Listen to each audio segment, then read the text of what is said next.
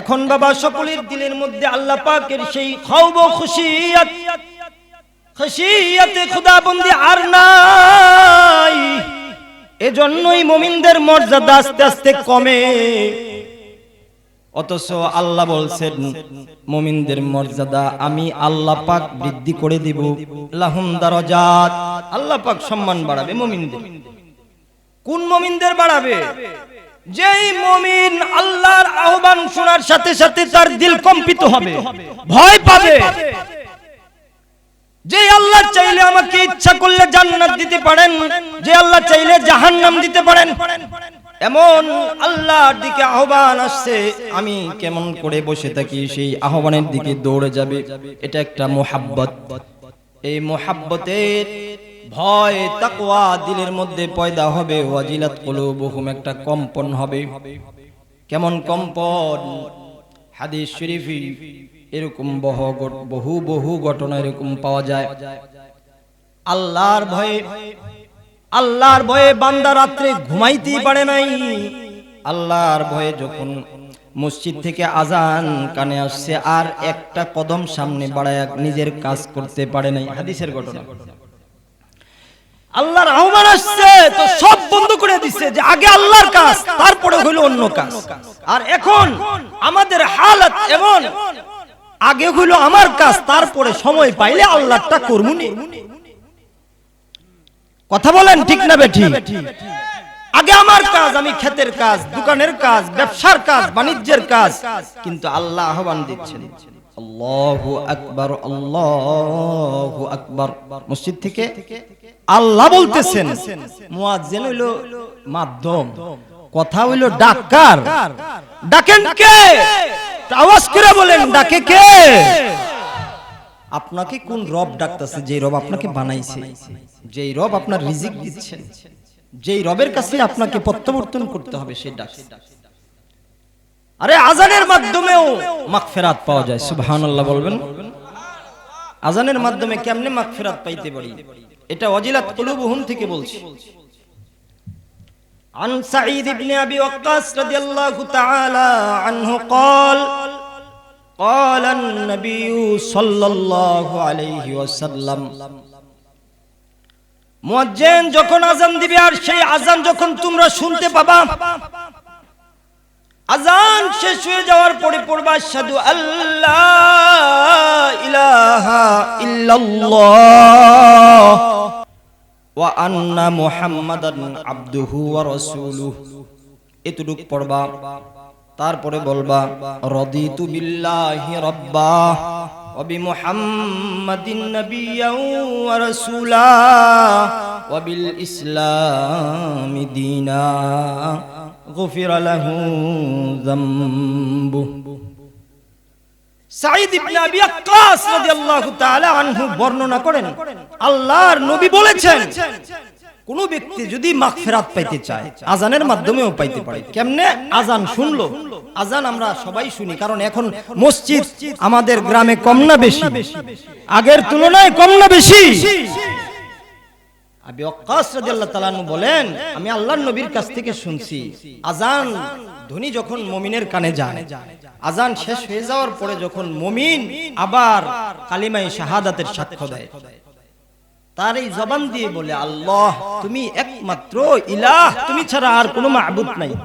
মুহাম্মাদুর রাসূলুল্লাহ সাল্লাল্লাহু আলাইহি ওয়াসাল্লাম আমাদের প্যারা রাসূল, আমাদের নবী। যখন নাকি এরকম বলে তার জবান দিয়ে একজন মুমিন, আর বলতে থাকে আমি আল্লাহকে পেয়ে সন্তুষ্ট, আমি মুমিন আমার রবকে, আমার মালিককে আমি রব হিসাবে পেয়ে সন্তুষ্ট, আমার আল্লাহকে পেয়ে আমি সন্তুষ্ট। আল্লাহ যদি আমার হয় আর চিন্তা আছে না? আল্লাহ যদি আমার না হয় তাহলে আমার কোনো উপায় নাই।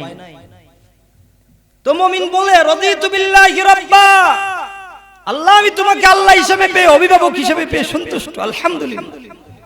ওয়া বিল ইসলামি দীনা, কিংবা ওয়া বিমুহাম্মাদিন নাবিয়্যা ওয়া রাসূলা, আমার নবীকে আমি মুহাম্মদ সাল্লাল্লাহু আলাইহি ওয়াসাল্লামকে নবী এবং রাসূল হিসেবে পেয়ে সন্তুষ্ট।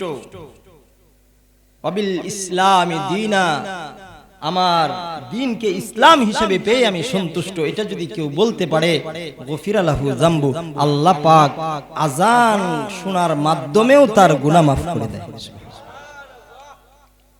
তেলে মুমিন তারা আযানের আহ্বান আসলে আর ঘরে থাকতে পারবে, ইবাদত না করে থাকতে পারবে? ওয়াজিলাত কুলুবুহুম ইন্নামাল মুমিনুনা আল্লাযীনা ইযা যুকিরাল্লাহ ওয়াজিলাত কুলুবুহুম, মুমিন তারা যাদের কানে আহ্বান আসলে আল্লাহর কথা স্মরণ করায় দেওয়া হলে মুমিনের দিল কম্পিত হবে। এক নাম্বার। দুই নাম্বার, ওয়া ইযা তুলিয়াত আলাইহিম আয়াতুহু যাদাতহুম ঈমানা, মুমিন বান্দার সামনে যখন আল্লাহর কালামের আয়াত তেলাওয়াত করা হয় তখন মুমিন বান্দার ঈমান বেড়ে যায়। সুবহানাল্লাহ। এই সকল মজলিসে বসলে কোরআনের আয়াত শোনা যায় কি যায় না? কোরআন শুনলেই ঈমান বাড়তে থাকে। ওয়া ইযা তুলিয়াত আলাইহিম আয়াতুহু যাদাতহুম ঈমানা, কোরআনের তেলাওয়াত শুনলে পরে বান্দার ঈমান বেড়ে যায়। আল্লাহ পাক বান্দার ঈমান বাড়ায়, কারণ মুমিন যারা তাদের ঈমান কমেও বাড়েও, কখনো কখনো বান্দার ঈমান কমে যায়, ঈমানের স্তর ডাউনে চলে যায়। কখনো কখনো মুমিনের ঈমানের স্তর উচ্চ আসনে চলে যায়। কোরআনের কালিমের তেলাওয়াত এজন্য বেশি বেশি করতে বলেছেন, শুনতে বলেছেন। শুনলে বান্দার ঈমান বাড়িয়ে দিবেন কে? কুরআন এমন একটি কুরআন যার নামটাই একটা নাম, মূল নাম রাখছেন কুরআন। আল্লাহ বলছেন আর রহমান আল্লামাল কুরআন। আল্লাহ বলছেন আমি রহমান, আমি দয়ালু, আমি আল্লাহ কুরআন শিখাইছি। সুবহানাল্লাহ। ইন্নাহু লাকুরআনুন কারীম। কুরআন কে আল্লাহ কুরআন একটা মূল নাম রাখছে, আর একটা নাম আমাদের কুরআন, নাম হলো কিতাব। কি নাম? একটু বলেন না কি নাম? কিতাব। আল্লাহ পাক সূরা বাকারার দ্বিতীয় আয়াতে বলেন যালিকাল কিতাবু লা রাইবা ফি, এটা এমন কিতাব যে কিতাবের মধ্যে কোনো সন্দেহই নেই।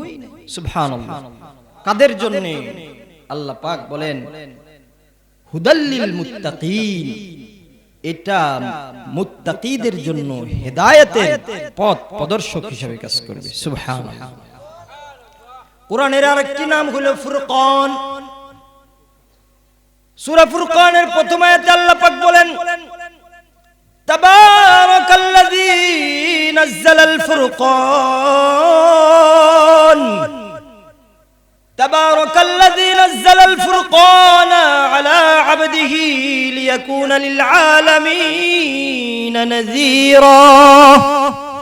আল্লাহ পাক রব্বুল আলামিন বলেন বরকতপূর্ণ সেই আল্লাহ তোমাদের জন্য সত্য মিথ্যা পার্থক্যকারী একটা ফুরকান পাঠাইছেন। সুবহানাল্লাহ। এমন একটি কিতাব আপনি আমি পেয়েছি যেটা সত্য এবং মিথ্যাকে পার্থক্য করে দেয়, হক এবং বাতিলকে স্পষ্ট করে দেয়। এমন একটি কিতাব আমরা পেয়েছি যে কিতাবের মধ্যে কোনো গোপনীয়তা আল্লাহ পাক রাখেন নাই, সব কিছু আল্লাহ পাক স্পষ্ট করে দিবেন। বান্দা তুমি এই কাজ করো জান্নাত পাবা, এই কাজ করলে জাহান্নামে যাবা, শয়তান তোমার দুষ্ট হবে। যদি সুদ খাও, ঘুষ খাও, বেনামাজি হও, পরের জমিন দখল করো, জাহান্নামে যাবা। হালাল না খাইলে, হারাম খাইলে কই যাইতে হবে? জাহান্নামে। এগুলো আল্লাহ নির্দেশ করছেন, সব স্পষ্ট স্পষ্ট। আলহামদুলিল্লাহিল্লাযী আনজালা আলা আবদিহিল কিতাবা ওয়া লাম ইয়াজআল লাহু ইওয়াজা। সবকিছু স্পষ্ট করে এই কিতাবে আল্লাহ পাক নাজিল করেছেন, এজন্য রবের প্রশংসা সব সময় করতে বলেছেন। সুবহানাল্লাহ। এমন একটি কিতাব আপনাকে আমাকে আল্লাহ পাক দিয়েছেন, যেই কিতাবকে যদি কেউ নাও পড়তে পারে, যদি খালি ভালোবাসে, পড়তে পারে না কিন্তু ভালোবাসে, মুহাব্বত করে, আল্লাহ এই মুহাব্বতের বরকতেও এই বান্দার জিন্দেগীর গুনাহ মাফ করে জান্নাত নসিব করে। আওয়াজ করে বলেন সুবহানাল্লাহ। সে যদিও বড় আলেম না, সে সমাজের কোন নেতৃস্থানীয় বড় কোন পার্সন না, সে দিন মজুর, খেটে খায়, কাঠ কেটে খায়, কিন্তু তার দিলের মধ্যে মুহাব্বত রাখছে কুরআনুল কারীমের। এটাই হলো ঈমান। ওয়া ইযা তুলিয়াত আলাইহিম আয়াতুহু যাদাতহুম ঈমানা। মুমিনের সামনে আল্লাহর কুরআনের তেলাওয়াত হলে পরে মুমিনের ঈমান বেড়ে যায়। এমন কি একজন কাফের সে যদি দিল দিয়ে আল্লাহর কালামের ইজাজ শুনে, জানে, তেলাওয়াত শুনে, যদি দিল দিয়া শুনে, কাফেরের কুফরি জড়িয়ে পড়ে যায়। সুবহানাল্লাহ। একজন মুনাফিক যদি দিল দিয়ে আল্লাহর কোরআনের তেলাওয়াত শুনে, তাহলে ওই মুমিনের, ওই মুনাফিকের নিফাকি জড়িয়ে পড়ে যায়। সুবহানাল্লাহ। কোরআনের ইজাজ এত আর মুমিনের কি হয়? ঈমান বাড়ে, ঈমান বাড়ে। এজন্য কোরআন পড়বো তো, পড়লে প্রতি অক্ষরে অক্ষরে একটা করে হাসানা দান করবে কে? আল্লাহ। নবী আলাইহিস সালাতু ওয়াস সালাম তেলাওয়াত করছেন, আল্লাহর কালাম নাজিল হইছে, বারবার পড়ে, বারবার পড়ে। কাফের নবীরে দেখতে পারে না, কোরআন দেখতে পারে না, কিন্তু যায়া কান পাইতা পাইতা শুনে, মজা লাগে, ভালো লাগে। আল্লাহর কালামের তেলাওয়াত শুনতে ভালো লাগে না খারাপ লাগে? ভালো লাগে। কারণ আল্লাহর কালামের মতন এমন কালাম তো আর নাই। সব কিতাব যত নবী রাসূলকে আল্লাহ দিয়েছেন 104 খানা অথবা মতান্তরে আরো বেশি, সমস্ত কিতাবগুলো আল্লাহ পাক বান্ডিং আকারে, বই আকারে বানায় দিয়ে দিয়েছে। নাও বাবা আদম, তুমি এটা দিয়ে তোমার উম্মতদেরকে হেদায়েতের পথে আমার দিকে ডাকবা, আমার জান্নাতের দিকে ডাকবা। নূহকে দিয়েছে সহিফায়ে নূহ।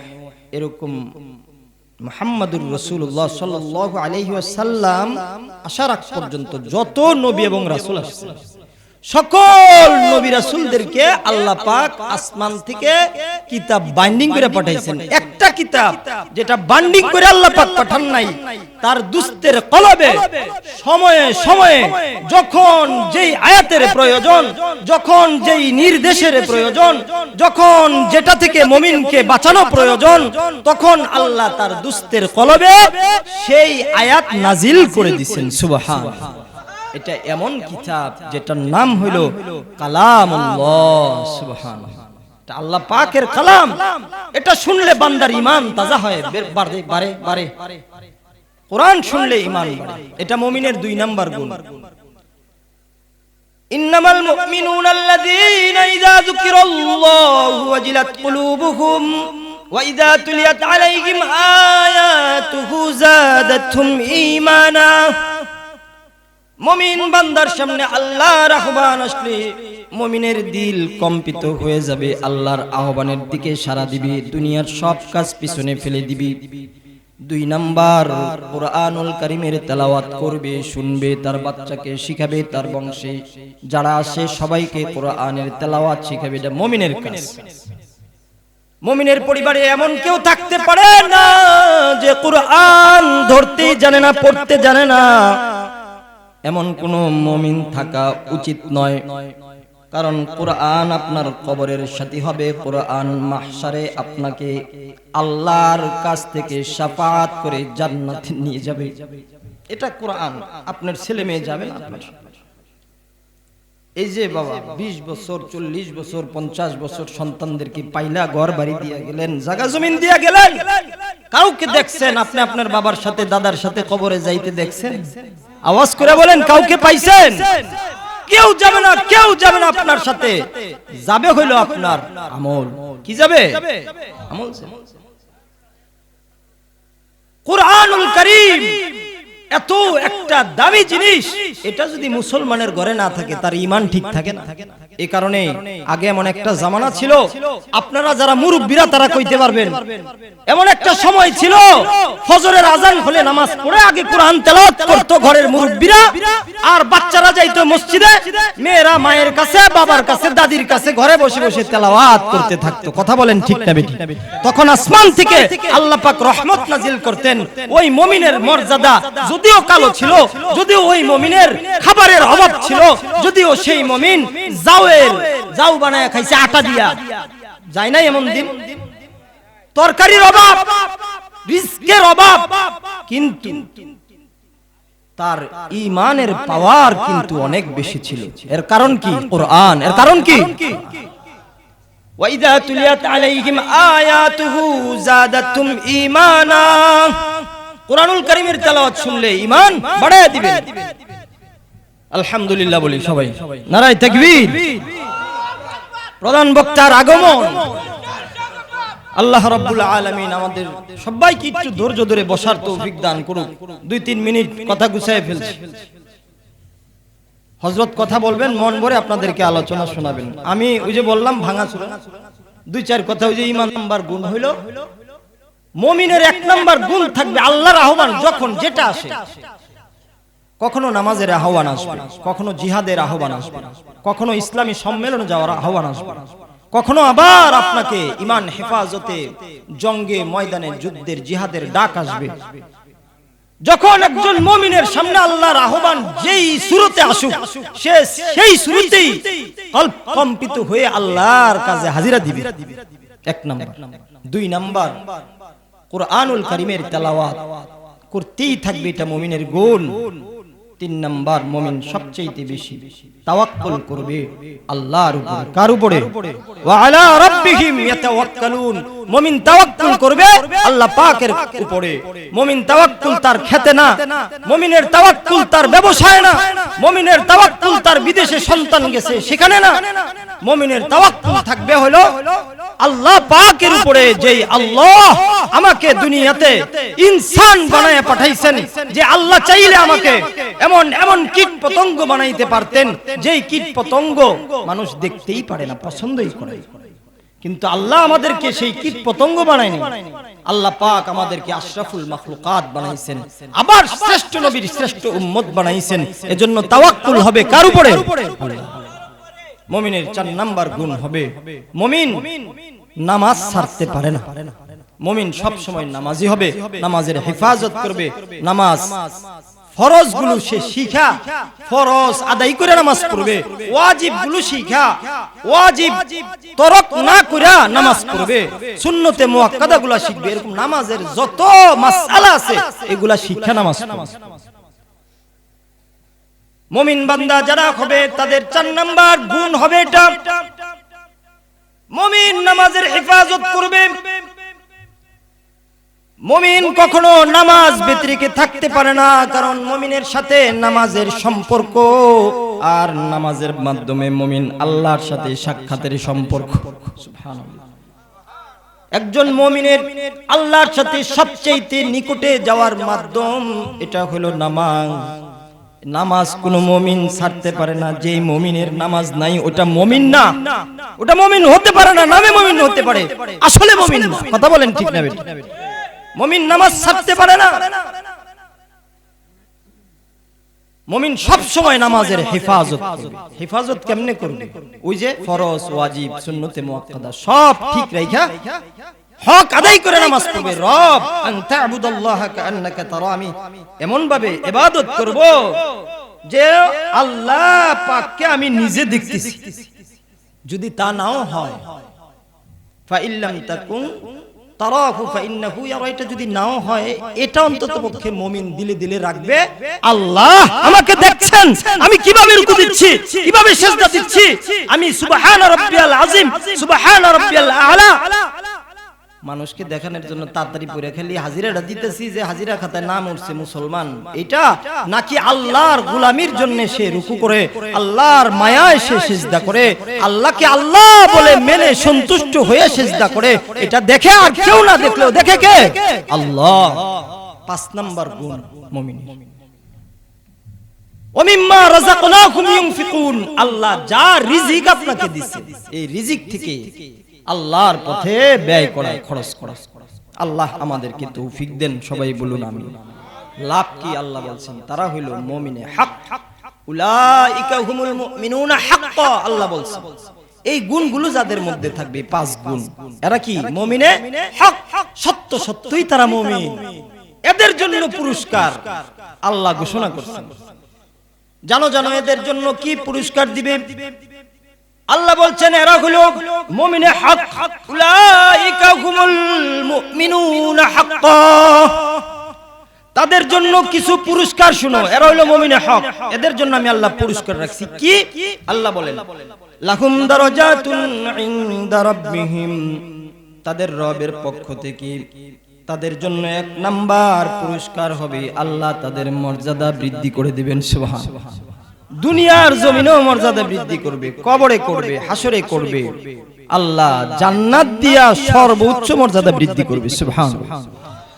লাহুম দারাজাতুন ইনদা রাব্বিহিম, 1 নাম্বার পুরস্কার মুমিনদের, তাদের মর্যাদা আল্লাহ বাড়ায়া দিবেন।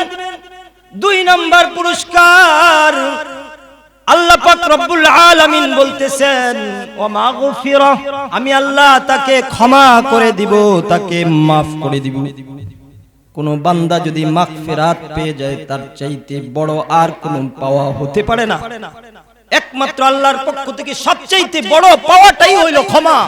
প্রথম কথাই বলছিলাম, আল্লাহ যাকে ইচ্ছা তাকে জান্নাত দিবেন, যাকে ইচ্ছা তাকে জাহান্নাম দিবেন। সেই রব যদি আপনাকে ক্ষমা করে দেয়, আপনার কোনো চিন্তা আছে নি? তাহলে মুমিন হইলে ক্ষমা পাবেন। 3 নাম্বার আল্লাহ পাক রব্বুল আলামিন বলতেছেন ওয়া রিজকুন কারীম, আমি আল্লাহ এই সকল মুমিনদের জন্য 3 নাম্বার পুরস্কার এটা দিব যে আমি আল্লাহ তাকে রিজিকের পেরেশানি দূর করে দিব, উত্তম রিজিক দান করব, সম্মানিত রিজিক দান করব। আমার মুমিন বান্দা বান্দীদেরকে আমি উত্তম রিজিক, সম্মানিত রিজিক দিয়ে তাকে ধন্য করে দিব। যেই মুমিনের এই গুণগুলো অর্জন হবে, এই মুমিনের মর্যাদা বাড়ায় দিবেন কে? এই মুমিনদেরকে মাগফিরাত দান করবেন কে? এই মুমিনদের রিজিকের টেনশন দূর করবেন কে? এজন্য আসুন বাবা, আমাদের এই মুমিনের গুণগুলো অর্জন করে আল্লাহ পাকের পক্ষ থেকে বড় বড় নিয়ামত, নিজেদের মর্যাদা বৃদ্ধি, মাগফিরাত এবং রিজিকের সন্ধানে আমরাই তো সারা জীবন কাজ করে যেতেছি। এই মাগফিরাত এবং রিজিক দারাজাত যেন আমরা সবাই আল্লাহর পক্ষ থেকে নিয়ে আল্লাহর কাছে হাজির হতে পারি। আল্লাহ আমাদের সবাইকে তুমি সেই তৌফিক দান করো। আল্লাহুম্মা আমিন।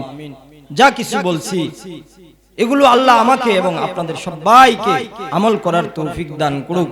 আপনারা সবাই দোয়া করবেন। ভাঙাচোরা কথা যাই কিছু হইছে, ভুল ত্রুটিগুলো আমার পক্ষ থেকে, কোরআন এবং হাদিস থেকে যা বলছি সঠিক কথা, এগুলো আল্লাহর পক্ষ থেকে আপনাদের কান পর্যন্ত পৌঁছে গেলাম। এই উসিলায় আল্লাহ আমাদের সবাইকে নাজাত দান করেন। হযরতের কাছে দোয়া চাই, মাফ চাই। বেয়াদবি হয়ে থাকলে আল্লাহর রাস্তায় আমাকে ক্ষমা করবেন।